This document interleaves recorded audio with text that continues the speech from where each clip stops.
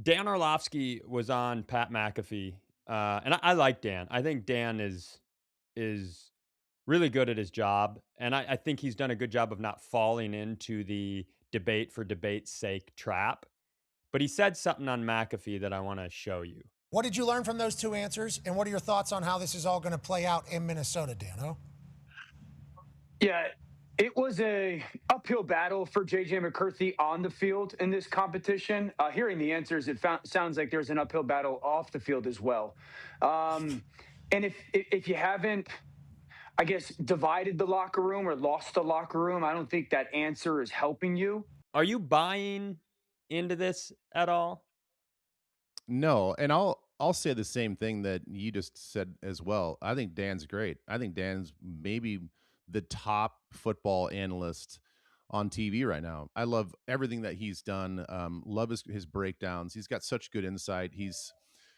I think in this situation though, where I wanted to push back is there. He went with this narrative as if those comments that were made after that first practice between both quarterbacks, and everybody's kind of contrasting both of them.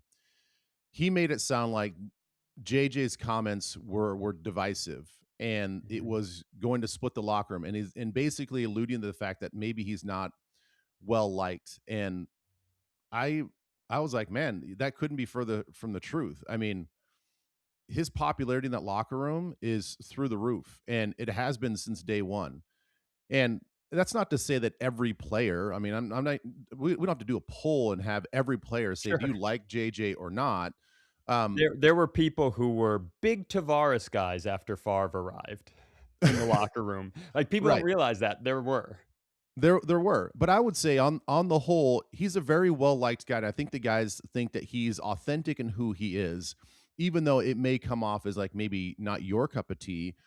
But certainly he's got a large group, both offense and defense, of players and high profile players that really like JJ as a person.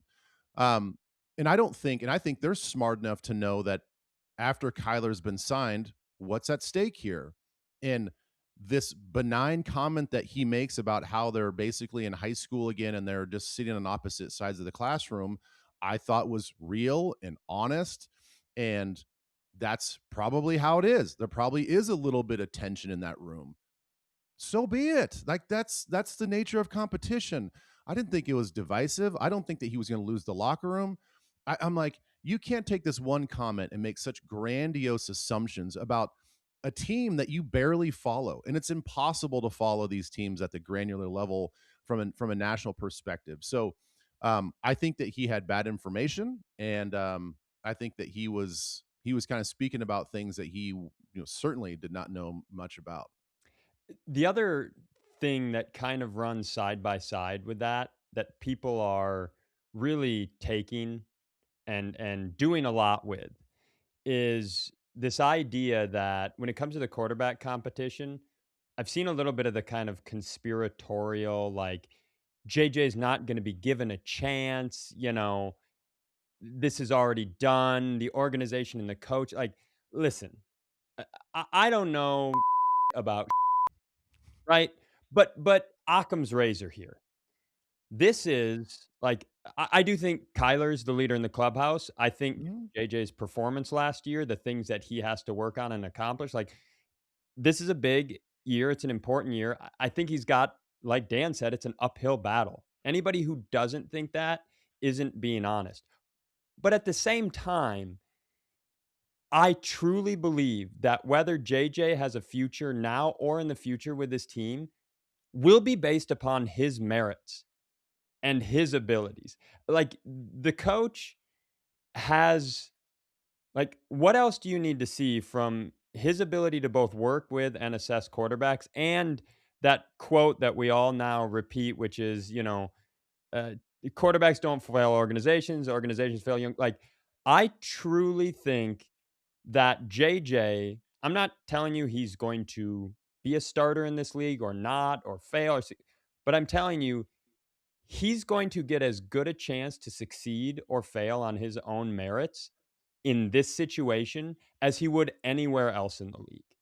And so I don't know what that ultimately will mean for him or what it means for this season, but I'm getting a little wore out on the idea that the organization that drafted him, the coach that loves him and loves quarterbacks, that the only reason that JJ is not going to get a fair shake to be the future of this team is because now they're against him. And I don't know, it's all kind of silly to me. Yeah, I certainly don't think that there's nobody against him. I think the reality of the NFL just hit JJ smack dab in the middle of his Yes. face, and You're here everybody wants to now, and the best guy wins. right. It's the Johnny Randall rule. Once the draft is over and you've put your suit and chain away, can you play football and produce, or can't you? Nobody cares when your draft pick is. So, like, it's ultimately gonna be, do you trust your organization to support a player? I do. I think we have a history of that with this, coaching staff. And then can he do it? Yeah, that's the thing. It's I know this gets used all the time, and I get it, but the NFL is the ultimate meritocracy. You got to go out there and earn it. Do some people have longer leashes and a longer runway based on draft status? For sure. Mhm. Do some people have the same thing because of contract length and all that other stuff and the financial investment put into some of these players? For sure. But at the end of the day, if those guys aren't going out there to earn it and be productive, then they're going to find somebody that's cheaper that can. And in this situation, the honeymoon period is over. Mhm. He had some opportunities. You can make some excuses for this, that, and the other, and injury and whatever. But the fact of the matter is, like, they brought in competition. They want to see if he can go back and earn it.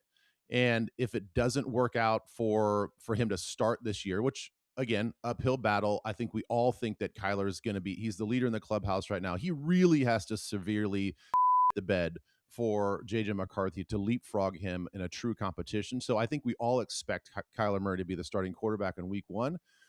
But if in that time and throughout the season, if you can see leaps and bounds of development from McCarthy behind the scenes, then it's a win-win. Because if Kyler goes out there and plays moderately well, or do you want to give him $100+ million contract and say goodbye to McCarthy? I don't know. I probably don't think so. And the other part of this is Nolan Teasley, the GM that we just hired from the Seahawks, has done nothing but watch Kyler Murray his whole time that he's been in Arizona. I'm Mhm. guarantee right now he's got some strong opinions on what he thinks Kyler Murray is and whether or Uh-huh. not he's a championship quarterback.